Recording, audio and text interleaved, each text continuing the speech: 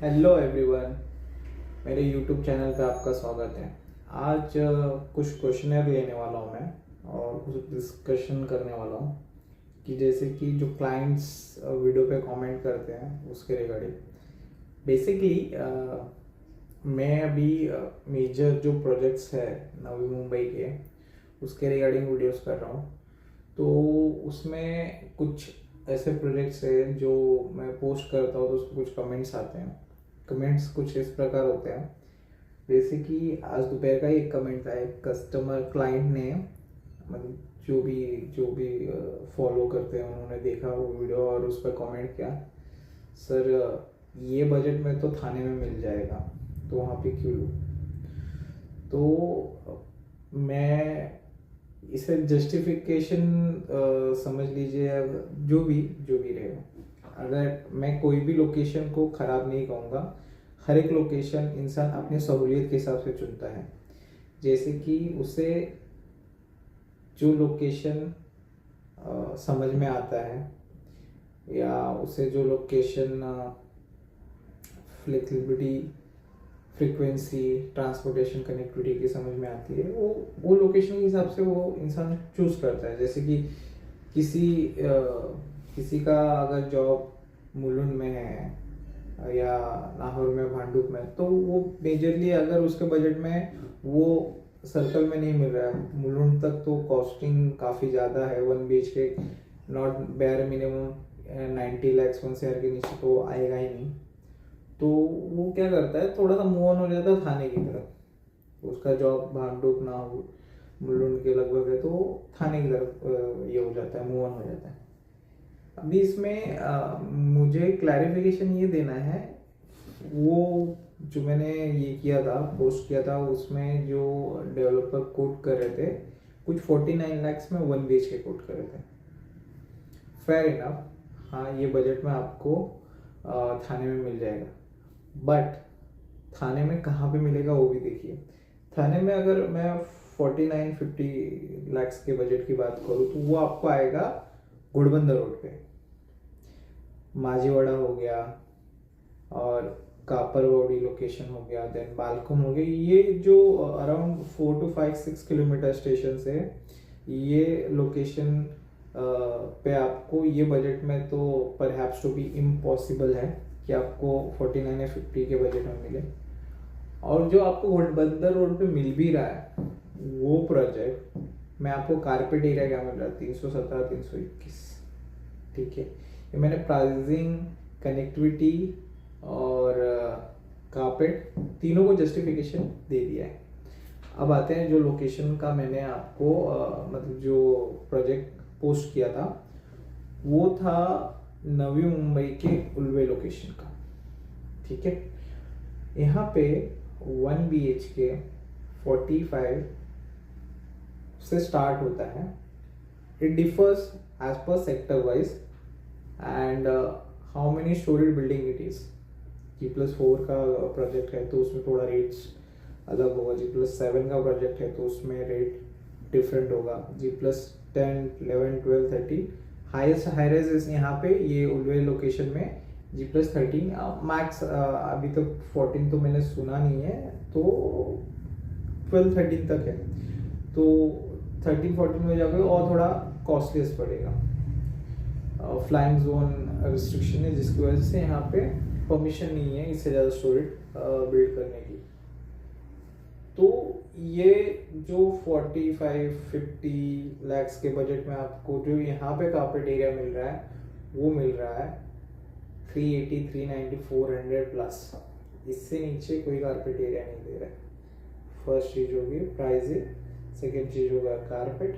और यहाँ पे अगर आप जो नवी मुंबई को प्लांट सिटी कहा जाता है, सिडको के थ्रू जो ये प्लान किया गया है, यहाँ पे आप कोई भी लोकेशन चूज कर लोगे, उल्वे स्पेसिफिक में उल्वे की बात करो, यहाँ पे 26 सेक्टर्स है ओवरऑल और भी डेवलप हो रहे हैं।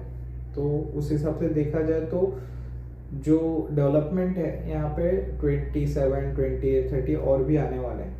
बट यहाँ पे जो कवरेज दिया गया है, यहाँ पे उल्वे को कवर करने के लिए जो स्टेशंस क्रिएट किए गए हैं जो ऑलरेडी ऑपरेशनल है, जो है बामन डोंगरी पहला स्टेशन है उल्वे में, सेकंड स्टेशन है खारकोपर। तो ये 2 स्टेशन के थ्रू उल्वे को कवर किया जाता है।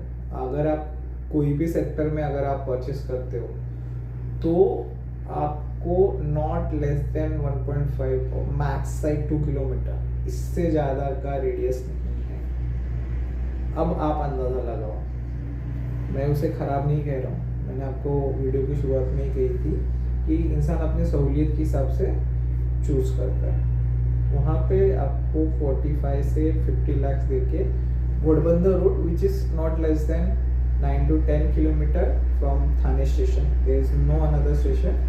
There is another connectivity. You have buses, auto rickshaws, a lot.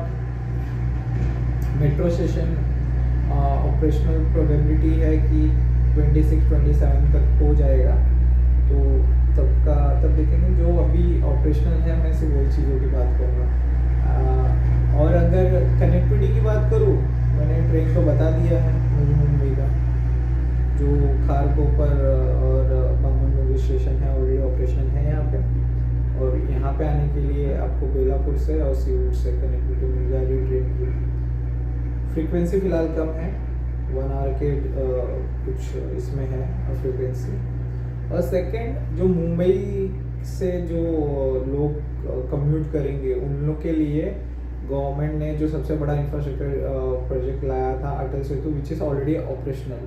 आप मुंबई से यहाँ पे हार्डली 30 मिनट्स में टच कर सकते हो ये लोकेशन पे, उल्वे लोकेशन पे। नेक्स्ट जो सबसे बड़ा मूव है इंटरनेशनल एयरपोर्ट। ये location just next to the upcoming international airport है, जो प्रोबेबली ये ईयर के एंड तक ऑपरेशनल हो जाएगा, जिसका इनॉग्रेशन एक्सपेक्टेड है सितंबर के एंड तक श्री प्रधानमंत्री मोदी जी के थ्रू। तो अभी आप खुद सोचिए कि प्राइसिंग का जो डिफरेंस है, कैसे कहाँ है क्या है करके। मैंने आपको कारपेट भी बता दिया, कनेक्टिविटी भी बता दी। तो अभी एक जस्ट 31 जुलाई का एक आर्टिकल है कि सिडको का टेंडर प्लॉट निकला था, 4,500 स्क्वायर मीटर का टेंडर प्लॉट निकला था। वो बिड में गया है 1500 करोड़ का, 1500 करोड़ का। ये वीडियो में एक और टॉपिक में कवर करना चाहूँगा। बहुत सारे क्लाइंट्स जो बोलते हैं, अरे यार वहाँ पे उतना प्राइस है नहीं, अरे यार वहाँ पे उतना प्राइस है नहीं, किस बात का तुम लोग इतना पैसा ले रहे हो। तो इसमें मैं ना कस्टमर, आप क्लाइंट कस्टमर इज ऑलवेज अपनी जगह सही होते हैं। इसमें क्या होता है कि डेवलपर को कोई प्रॉब्लम नहीं है वो फ्लैट सस्ते में बेचे, कोई भी प्रॉब्लम नहीं है।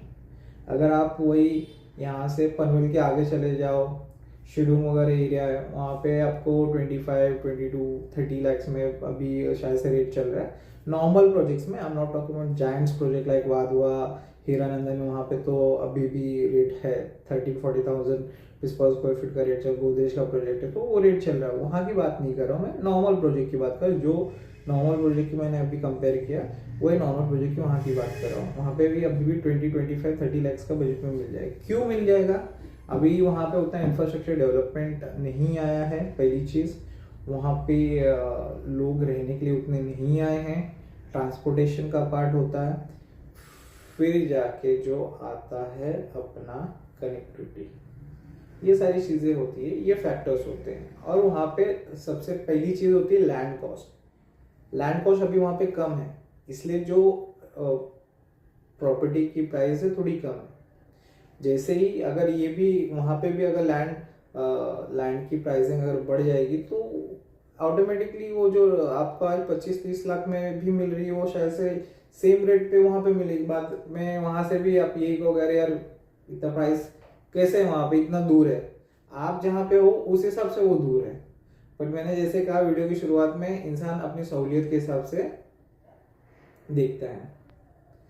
तो मैं एक ही चीज़ कहना चाहूँगा,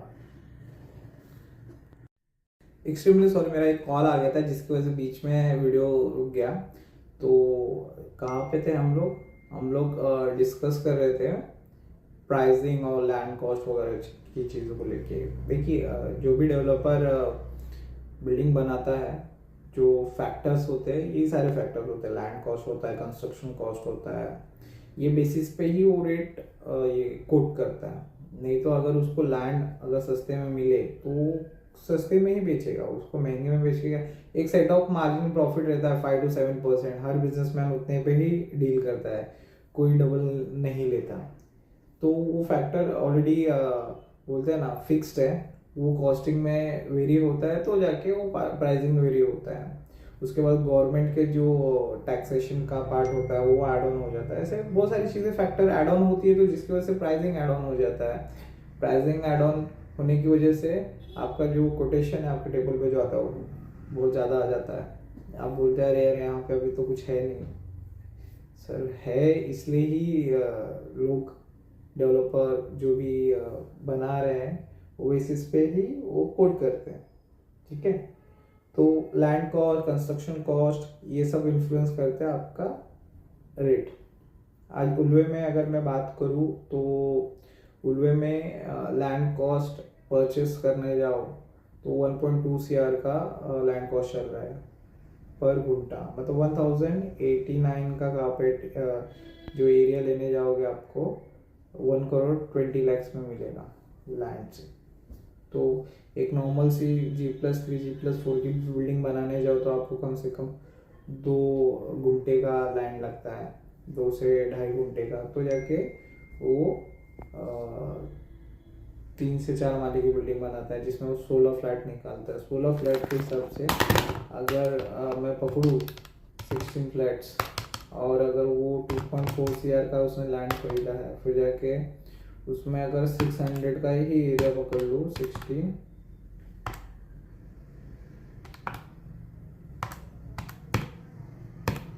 9600 का सेलेबल एरिया निकलता है। इसके ऊपर कंस्ट्रक्शन कॉस्ट अगर 1800 नॉर्मल पकड़ता हूँ आज के टाइम में, तो 2.25 करोड़ का कंस्ट्रक्शन कॉस्ट आता है। ठीक है, 2.4 टोटल 4 करोड़ 15 लाख आपका कॉस्टिंग हो गया है, 4 करोड़ 15 लाख। अब इसको मैं डिवाइड करूँगा 9600 के रेट से, तो क्या रेट आ रहा है 4500, प्लस इसके ऊपर मैं 5% ऐड ऑन कर दे रहा हूँ, तो अप्रोक्सीमेटली 5000 का रेट आ रहा है। तो मतलब 5000 का रेट आ रहा है, 600 का एरिया अगर मैं बेच रहा हूँ तो 30 लाख सिर्फ AV वैल्यू हो जाएगी, प्लस इसके ऊपर आपका आ जाएगा स्टैम्प ड्यूटी, रजिस्ट्रेशन और GST, फिर आता है पोजीशन चार्ज। तो मोटा मोटी एक सेलेबल अगर मैं बेच रहा हूँ 600 का, तो वो आपको बैठेगा आपको 35 to 38 लाख। G+4 और 3 की बात कर रहा हूँ, कैलकुलेशन आपके आंखों के सामने है। तो ये बेसिस पूरे रेट डिसाइड होते हैं। तो नेक्स्ट टाइम से अगर आपको कोई कह रहा है सर यहाँ पे रेट इतना है, वो जो बंदा है और जो डेवलपर है वहाँ का, वो रेट वहाँ का बोलते हैं कॉम्पिटिटिव रेट होता है। आप वहाँ के 10 प्रोजेक्ट में भी विजिट करोगे तो आपको अप्रॉक्स और नियर बाय ही रेट मिलेगा। ऐसा नहीं कि आपको कोई अगर 1 करोड़ में बेच रहा है तो सामने वाला 50 लाख या 60 लाख या 70 लाख में बेचेगा, 19-20 का फर्क होगा। अगर कोई 1 CR का दे रहा है तो कोई 85 का देगा, कोई 90 का देगा। हाँ, लेकिन वो 85-90 का क्यों देगा कि उसके प्रोजेक्ट में कुछ ना कुछ बोलते हैं ना एम्प्टीज कम होगी या लैंड पार्सल कम होगा, ये सारी चीज़ें ही होती है, इससे ज़्यादा कुछ नहीं होता, कोई रॉकेट साइंस नहीं होता है। तो यहाँ तक मेरा वीडियो देखने के लिए धन्यवाद, शुक्रिया आपका, और आगे ऐसे ही मैं वीडियो बनाता रहूँगा। सिर्फ शेयर, लाइक्स और कमेंट करते रहना। Thank you so much.